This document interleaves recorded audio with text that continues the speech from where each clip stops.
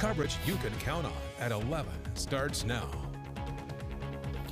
And first up at 11, the sister of the late Senator Lindsey Graham was sworn in to represent South Carolina in the U.S. Senate through the end of the term in January.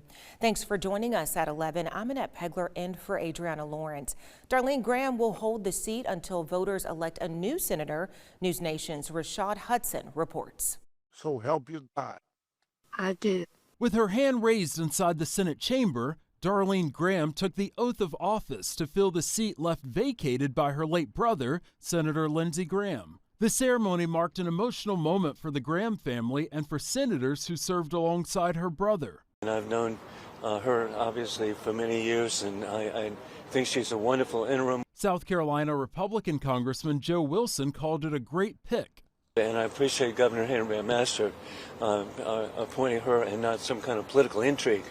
Darlene Graham will serve as an interim senator, giving South Carolina full representation while voters prepare to select a permanent successor. If Darlene Graham serves on the same committees as her brother, that would include Judiciary. Supreme Court Justice Elena Kagan, who Graham voted to confirm, shared condolences on Capitol Hill Tuesday. I want to express my gratitude towards him, not only for his support, but for approaching the confirmation process with the kind of seriousness that he did.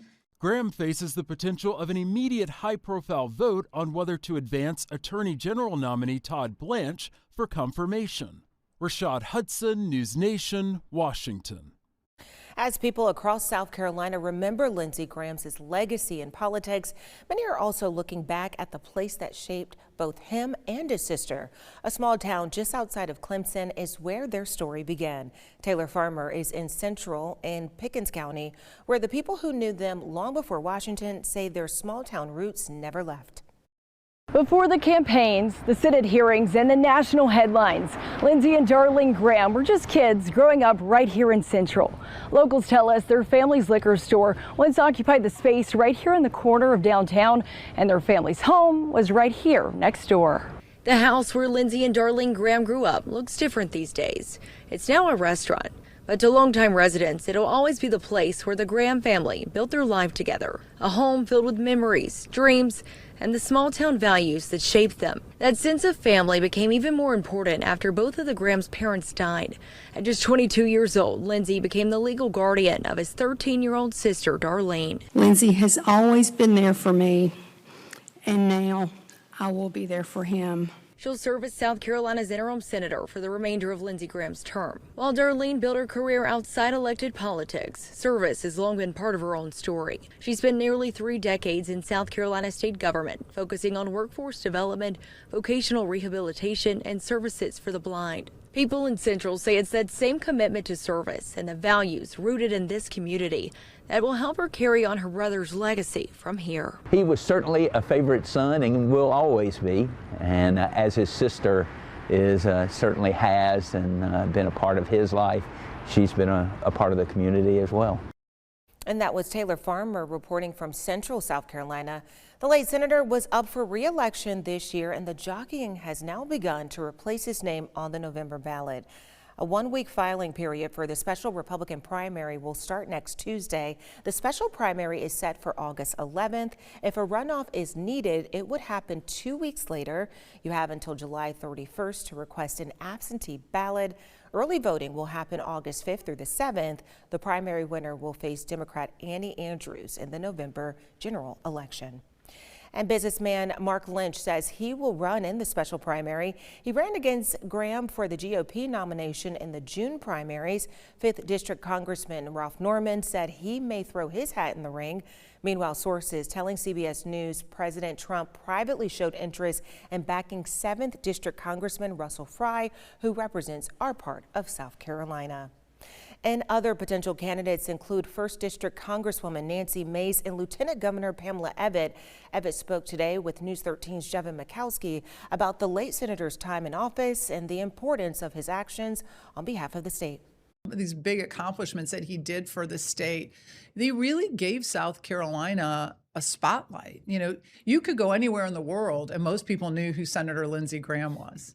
And the fact that he was a South Carolinian really put a lot of emphasis on South Carolina. And it brought, when you talk about South Carolina being the home of advanced manufacturing, that in part, that bringing in of international business had a lot to do with Senator Graham and his travel. He was the most traveled senator. And Graham served in the Senate since 2003, and before that, 8 years in the U.S. House. He was also in the U.S. Air Force Judge Advocate General Corps, and later the Air Force Reserve, retiring as a colonel with a Bronze Star. Well, also making headlines tonight, the Georgetown County Sheriff's Office says it arrested a registered sex offender on a probation violation. Warren Perry was reportedly volunteering at a Pawleys Island church that operates an elementary school, preschool, and a nursery. The 70-year-old was convicted in 2023 on a sexual exploitation of a minor charge. A condition of his parole does not allow him to work near children. At last check, Perry is still in jail. Well, we are working to get more information after the Marion County Sheriff's Office says one person is dead in what authorities call a domestic incident involving a vehicle. Officials say deputies found the victim around 9:30 Sunday night after being called to the area of Highway 41 South near Bellin Court. The Sheriff's Office did not release any other details, but did say the Marion County Coroner's Office, South Carolina Highway Patrol, and South Carolina Law Enforcement Division are all helping with this investigation. Well, tensions continue to rise in the Middle East as the U.S. launched airstrikes against Iranian military sites for a fourth straight night, and Iran targeted U.S. allies in that region. Jesse Mitchell reports. The U.S. military reinstated a blockade on Iranian ports late Tuesday. In a statement, U.S. Central Command said more than 20 of its Navy ships and hundreds of military aircraft are operating across the region. The return of the blockade comes as the U.S. conducted airstrikes on military targets in Iran for a fourth consecutive night. President Trump continues to express disappointment in the regime and what he says was its refusal to make a deal when it had the opportunity. I gave them a chance. I wanted to give them a chance at making a deal. You know, we had a deal 2 days ago. It was done. And then all of a sudden, they couldn't do it. They didn't like something about the deal. They couldn't do it.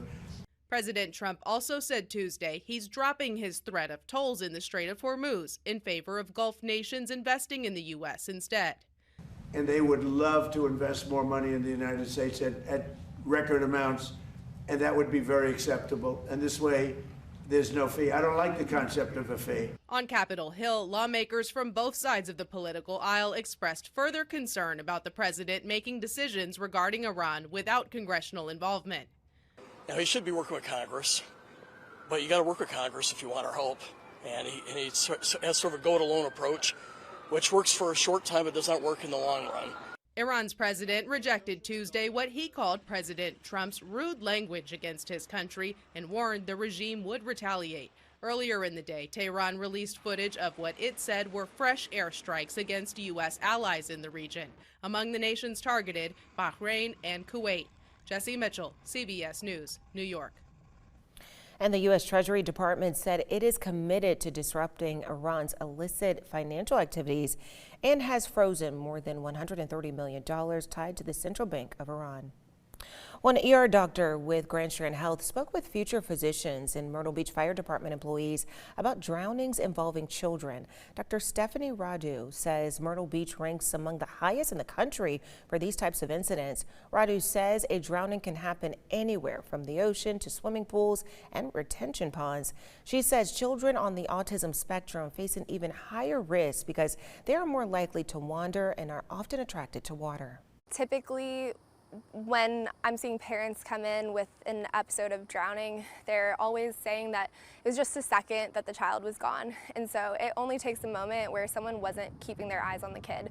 So always having one assigned water watcher to ensure that they're not on their cell phone, that they are completely sober, and that they are responsible for watching these children. And to help prevent these types of tragedies, Radu encourages families assign a designated water watcher, learn bystander CPR, and enroll children in swim lessons, and make sure children have the proper gear like a Coast Guard approved life jacket. Frank. Another day today where temperatures were a little bit below normal, mainly in the 80s because of all the clouds and the scattered rain showers we had around. That rain chance is drying up overnight tonight, and we are going to see more sunshine tomorrow. I'll have a look at how much we're going to heat up coming up next.